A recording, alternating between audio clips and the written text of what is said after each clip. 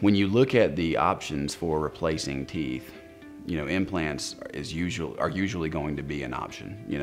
and what we try to do is help patients understand what those options are and how, what consequences and what the positives and negatives for each option are. But when it comes to implants, what a lot of patients don't understand is that it's basically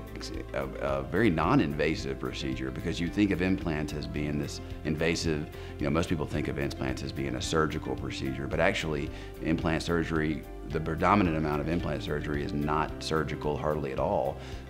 in the fact that we don't necessarily do incisions and things like that. So we have patients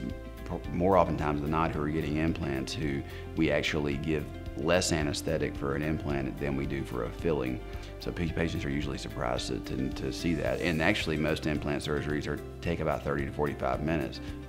But if you look at the options of if you're missing one tooth or a couple teeth, and you look at comparing the implant option versus like a bridge or a partial or whatever those other options are, most of the time implants are going to be the better option if you look at all factors, because from the standpoint of longevity, we found that an implant is about 98% successful for the life of the patient, and there's really not any other thing that